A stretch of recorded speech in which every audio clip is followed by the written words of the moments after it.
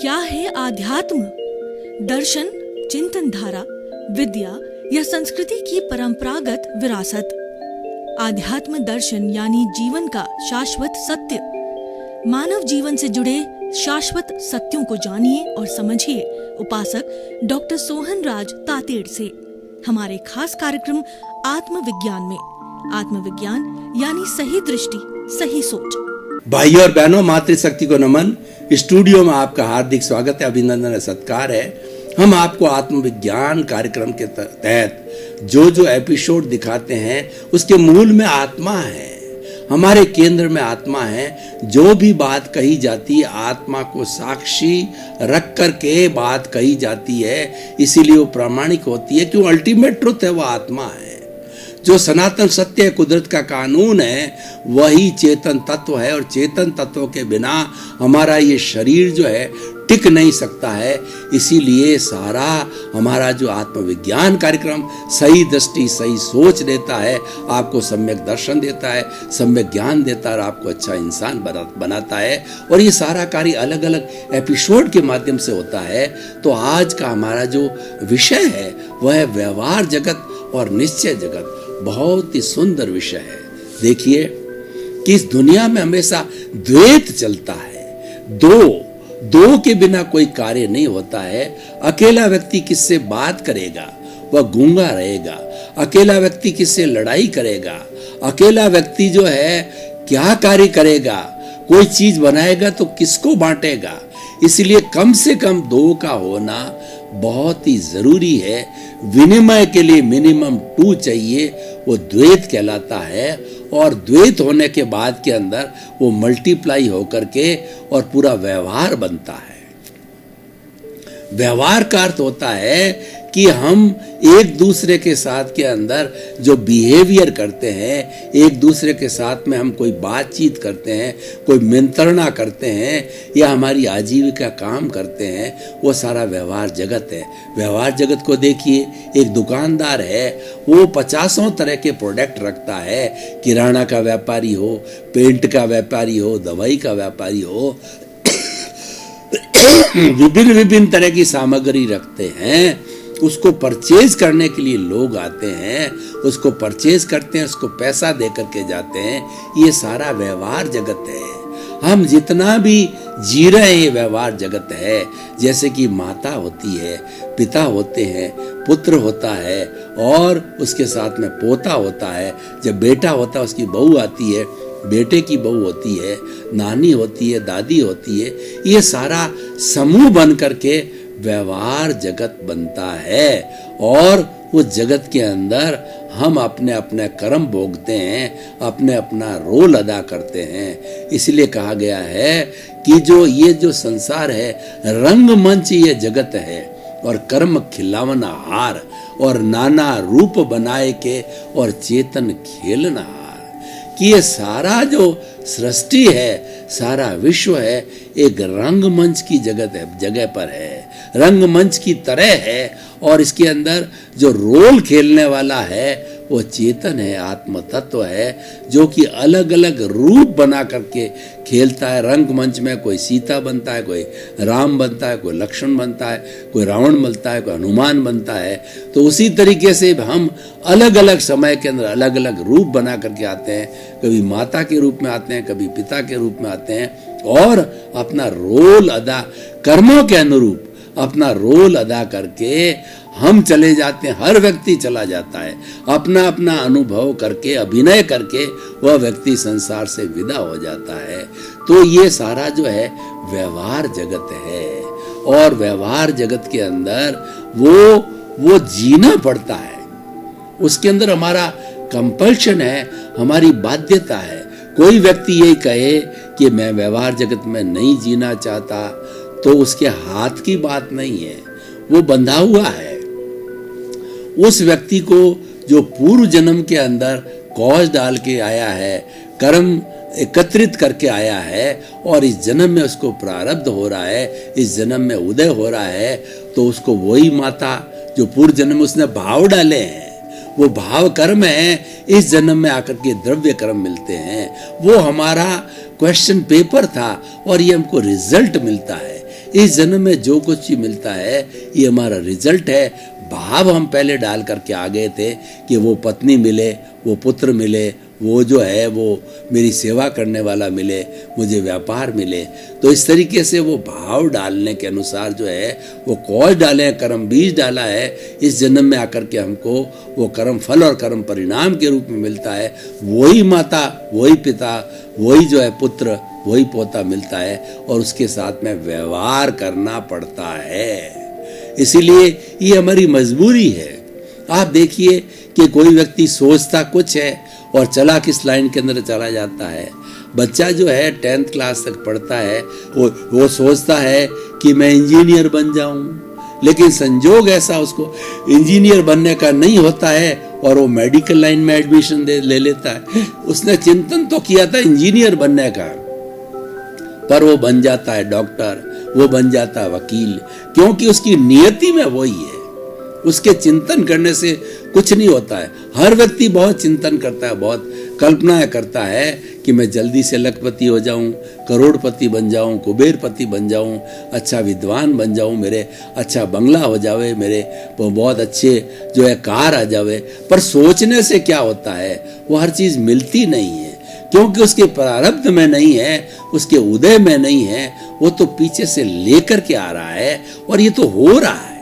एक बात को बहुत आप अच्छी तरह से समझ लें कि व्यवहार जगत जो है ये हो रहा है, ये चल रहा है, इसमें आपकी स्वतंत्रता नहीं। एक भी अतिरिक्त जो सांसें लेकर के आए हो, एक भी अतिरिक्त, अगर बहुत गहरी बात करूं तो एक भी अतिरिक्त सांस लेने की आपकी स्वतंत्रता नहीं है, क्योंकि वो ऑलरेडी आपने क्वेश्चन पेपर पहले कर दिया, संपन्न कर दिया। ये तो आपका रिजल्ट वही मिलेगा जो आप करके आए हो। ये सारा व्यवहार जगत का है। अब हम एक दूसरे जगत की बात करते हैं, निश्चय जगत। व्यवहार जगत और निश्चय जगत है, एक दूसरे के पूरक है, एक दूसरे के कॉम्प्लीमेंट्री है, एक सिक्के के दो पहलू है। अगर व्यवहार जगत ना होगा तो निश्चय जगत बन ही नहीं सकता, निश्चय जगत ना होगा तो व्यवहार जगत हो ही नहीं सकेगा, क्योंकि व्यवहार आज जो हम कर रहे हैं ये निश्चय से आता है। निश्चय का हमारा भीतरी जगत है। भीतरी जगत का मतलब है कि हमारा जो है ये आत्म तत्व है। देखिए, आत्म तत्व के साथ में मैं तीन तरह के, जो फ्राइड जो हमारा मनोवैज्ञानिक हुआ है, उन्होंने 3 तरह के मन की बात कही है। तो वह मन जो है भीतरी जगत और बाह्य जगत का कॉम्बिनेशन करने के लिए 3 तरह के मन की बात करता हूं। तो पहला है एक हमारा चेतन मन जो है, वो चेतन मन क्या, जिसको हम कहते हैं कि कॉन्शियस माइंड। ये हमारा जो शरीर है, उस शरीर का जो मालिक है वो चित्त है। चित्त यानी चेतना की शक्ति को चित्त कहते हैं और पुद्गलों की शक्ति को हम पर्याप्ति कहते हैं। तो इसको, इस पूरे शरीर, स्थूल शरीर को चेतना देने वाला चित्त है। और चित्त जो है ये शक्ति लेता है, लब्धि वीर्य लेता है, आत्मा से लेता है। तो इसके ऊपर सारा जो काम करने वाला है वह हमारा चेतन मन है। चेतन मन क्या करता है, मन वचन काया की प्रवृत्ति कराता है और पूरे व्यवहार जगत को संचालित करता है। जो भी एक्टिविटी हम बाहर के जगत में, व्यवहार जगत में करते हैं, वो सारा चेतन मन करता है। अब दूसरे मन की बात करें जो कि भीतर है, वो हमारा अवचेतन मन। अवचेतन मन एक बहुत बड़ी फैक्ट्री है, दुनिया की सबसे बड़ी फैक्ट्री है, वह अवचेतन मन है। सब कॉन्शियस माइंड है, जिसको हम तेजस शरीर कहते हैं, ल्यूमिनस बॉडी कहते हैं, और वहां सारा रूपांतरण होता है। कोई भी व्यक्ति जो है वह डाकू से जो है संत बनता है, उसका रूपांतरण अवचेतन मन में होता है।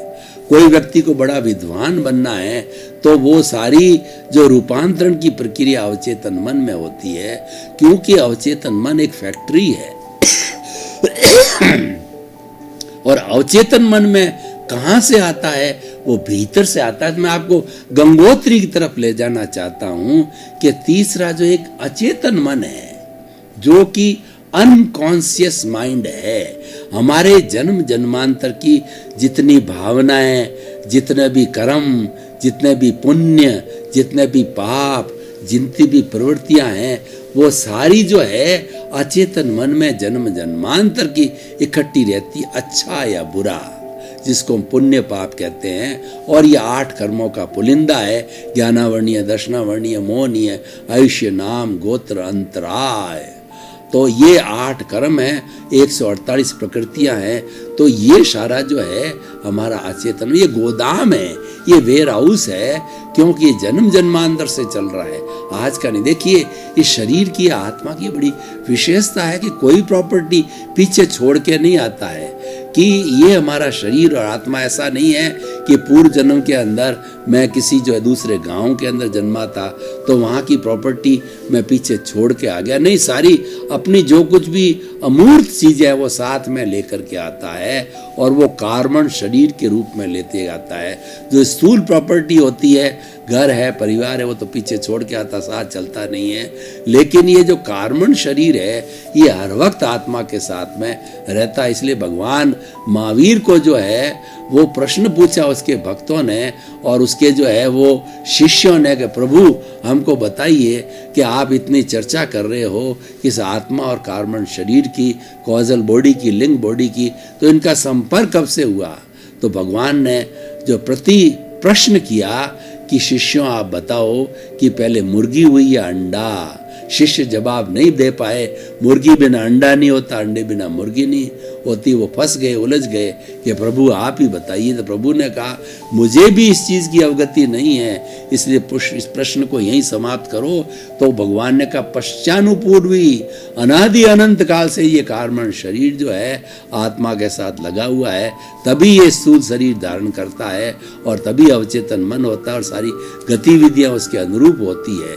तो हम अचेतन मन की बात करें, वो गंगोत्री है। अचेतन मन में क्या कर्म जो पड़े हैं वो समय समय पर उनका प्रारब्ध होता रहता है, समय समय पर उदय भाव होता रहता है। जैसा जैसा उदय भाव होता है उसके अनुरूप जो है वो कर्म बाहर निकल करके जो ये कार्बन शरीर और आत्मा के ऊपर एक वलय होता है, अध्यवसाय बोलते हैं। और ये अध्यवसाय हर प्राणी के होता है। एकेंद्रिय प्राणी होता है स्पर्श इंद्रिय वाला, उसके भी अध्यवसाय होता है। अध्यवसाय के कारण ही वो कर्मों का बंधन करते हैं और कर्म छोड़ते हैं, कि उनके तो अवचेतन मन वगैरह आगे वो होता ही नहीं है। तो हर प्राणी के अध्यवसाय होता है, बड़ा अध्यवसाय इंपॉर्टेंट है। इस अध्यवसाय से वो कर्म निकल करके और फिर तेजस शरीर को टच करता है। तो यहाँ तक अध्यवसाय तक तो जो है वो कलरलेस होता है, और तेजस शरीर के साथ में मिलते ही जो है वो कलरलेस पुद्गलों के साथ मिलता है, और वो जो है कलर्ड लेशियाएं बन जाती है। 3 शुभ लेशिया होती है और 3 अशुभ लेशिया होती है। भीतर से अगर शुभ भाव आता है तो जो लेशियाएं जो होती है वो तेजो पद्म शुक्ल लेशिया होती है, वो शुभ लेशिया होती है तेजो। और उस तरीके का जब अवचेतन मन के साथ के अंदर मिलने से जो कलर मिलते हैं वो तेजो लेशिया होती है। वो पिंक कलर की होती है, अरुणोदय की होती है, सूर्य के उदय के समय की होती है, वो शांति देती है। और दूसरी पद्म लेशिया होती है, वो चमकता हुआ हल्दी का पीला कलर होता है, वह जो है आनंद की अनुभूति कराती है। और तीसरी वाइट रंग की होती है जो कि चमकदार वाइट होता है, प्योर वाइट होता है। तो वो जो है वो मनुष्य को है, उस प्राणी को जो है प्योरिटी देती है। और ये प्योरिटी आगे बढ़ते बढ़ते जो है वो हमारे मुक्ति की ओर जाती। प्योरिटी का अर्थ होता है कषाय को धोना, कषाय की निर्मलता करना, और कषाय को जो है उसके अंदर जो अशुद्धि कर्म रज पड़ी है उसको धोना है। वो धोते धोते फिर प्योरिटी की डिग्री बढ़ती जाती है। तो इसीलिए ये सारा जो है तेजो लेशिया के अंदर ये जो सारा जो है हमारे अवचेतन मन में होता है। अवचेतन मन में मान लीजिए कि भीतर से जो है व्यक्ति का बुरा विचार आ रहा है, तो बुरे विचार के अंदर कृष्ण नील कापोत लेशिया आकर के बनती है अवचेतन मन से। तो कृष्ण लेशिया जो है वह हिंसा के भाव कराती है। पंचेंद्र हिंसा जो कसाई वगैरह करते हैं और छोटी मोटी हिंसा करने वाले, ये सारा जो है वो हमारा ब्लंट कलर होता है, जो गहरा जो है भद्दा कलर होता है, काला कलर होता है, वो कृष्ण लेशिया होती है। दूसरी नीले रंग की, गहरे रंग की रेशिया होती है, वो छल कपट और झूठ माप तोल वगैरह ये कराती है, जिससे कि तिर्यंज गति मिलती है। और तीसरी जो होती है वो कृष्ण नील और कापोत लेश्या कबूतरी रंग की होती है, जो कि थोड़ा उससे न्यून होती है, वो थोड़ा कम पाप कराती है, वो करवाती है, लेकिन फिर भी नेगेटिव थॉट है, वो जो है किसी के प्रति घृणा करना है वगैरह, ये बातें करता है। तो ऐसे मान लीजिए कि भाव हमारे गंगोत्री यानी हमारे अचेतन मन से चल करके और उसका उदय हुआ, उसका प्रारब्ध हुआ, तो वो जाकर के जो है अवचेतन मन पर आकर के और कृष्णनील कापोत लेश्या बनी। और ये लेश्याएं जो है वो हमारे इस अवचेतन मन के साथ में एंडोक्राइन ग्लैंड्स बनी हुई होती है, डक्टलेक्स एंडोक्राइन ग्लैंड होती है, इसमें छेद नहीं होते हैं, लेकिन वह बिना छेद के भी जो है वो एंडोक्राइन ग्लैंड जो है वो हमारी जो वाइब्रेशंस कृष्णनील कापोत लेश्या आ रही है उन वाइब्रेशन को खींच करके लिक्विड बना देती है, बुरे भाव को। जैसा भी बुरा भाव आया वो डक्टलेक्स जो एंडोक्राइन ग्लैंड्स के अंदर आ गया। वो ग्लैंड्स की ये खूबी रहती है कि वह उस जो है लिक्विड को है सारे खून जो हमारा शरीर का खून है ब्लड के अंदर मिक्स कर देती है, उन भावों को, उन भावनाओं को, उन कर्मों को, और सारा शरीर है उसके अनुरूप दूषित बन जाता है। और फिर हाथ और पांव एक्टिवेट हो जाते हैं किसी का मर्डर करने के लिए, किसी को मारने के लिए, किसी को पंचेंद्रिय वध करने के लिए। कृष्ण लेश्या है तो और नील लेश्या है तो झूठा माप तोल कपट, एक दूसरे से लड़ाई झगड़ा कराना। और उसी तरह से कृष्ण नील और कापोत लेश्या है तो वो थोड़ी न्यून होती है, तो वो भी जो है व्यक्ति के नकारात्मक भाव है, व्यक्ति के प्रति घृणा करना, निंदा करना, ऐसी प्रवृत्तियां करने लग जाता है। अब वो करना नहीं चाह रहा है, लेकिन फिर भी भीतर से उसका जो वो कर्मों का फोर्स आ रहा है, कर्मों का उदय आ रहा है, कर्मों का प्रारब्ध आता है गंगोत्री से, और फिर वो जो है हमारे अवचेतन मन से जो है हमारे चेतन मन और चित्त के साथ में जुड़ जाती है। ये एंडोक्राइन ग्लैंड की जितनी भी एक्टिविटी होती है, शरीर का मालिक चित्त है, और चित्त और उसके साथ साथ के अंदर जो है बुद्धि से भी जुड़ जाती है और मन से भी जुड़ जाती है, और व्यक्ति वैसा कार्य करने लग जाता है। पूरा ये सिस्टम है जो चलता रहता है। इसलिए व्यक्ति कई बार क्या होता है कि व्यक्ति नहीं चाहता कि मैं गुस्सा करूं, मेरी पत्नी से लड़ाई झगड़ा करूं, पर हो जाता है। ये जो हो जाता है वो व्यक्ति के हाथ में नहीं है, ये उदय काल है, ये प्रारब्ध है, वो करवा देता है। इसलिए हो जाना अलग बात है, उसके अंदर आदमी स्वतंत्र नहीं है, नहीं चाहते भी हो जाता है। कई बार व्यक्ति जो चाहता है कि जो है पूरी सावधानी रखता है कि मेरी जेब नहीं कटे, उसके अंदर पैसे होते हैं, संभाल के रखता है, सब कुछ है, लेकिन ऐसा योग बैठता है कि भीड़ के अंदर वो पैसे, वो जेब कट जाती है, नहीं चाहते हुए भी कट जाती है। कोई व्यक्ति नुकसान नहीं चाहता है, लेकिन नहीं चाहते हुए भी वो लग जाता है। कोई व्यक्ति बीमारी नहीं चाहता है, लेकिन नहीं चाहते हुए भी बीमारी हो जाती है। ऐसे संजोग जो है हमारी ये साइंटिफिक सर्कमस्टेंशियल एविडेंस है, जैसा हमारा उपादान जैसा भीतर से आ रहा है उसके अनुसार संजोग जुटा देती है, और व्यक्ति बीमार मतलब अनचाहा हुआ भी हम कर बैठते हैं। तो ये सारा जो है होता है, ये सारा व्यवहार जगत है, और ये आता है निश्चय जगत में। हमें व्यवहार जगत को ज़्यादा इम्पोर्टेंस नहीं देनी है, मतलब ऐसा नहीं उसको इग्नोर करना है, उसको व्यवहार शुद्धि बिना निश्चय शुद्धि नहीं है, उसको शुद्ध करना चाहिए, और उसकी शुद्धि की प्रक्रिया हर हालत में रखनी चाहिए। भाई और बहनों, आपका बहुत बहुत धन्यवाद। आप जो ये आत्मविज्ञान कार्यक्रम बराबर देख रहे हैं, इसको देखते रहिए, इससे बहुत आपको ज्ञान मिलेगा, आपको सम्यक दर्शन मिलेगा, सम्यक ज्ञान मिलेगा, सम्यक चारित्र मिलेगा, सम्यक तप मिलेगा, और आपकी भावना अच्छी होगी, आपके विचार अच्छे होंगे, आप अच्छे इंसान बनोगे सुख के साथ, और मानव जाति कल्याण करोगे। हमारा उद्देश्य है सर्वे भवन्तु सुखिनः सर्वे भवन्तु निरामया। तो आपका जीवन आनंदमय हो, मंगलमय हो।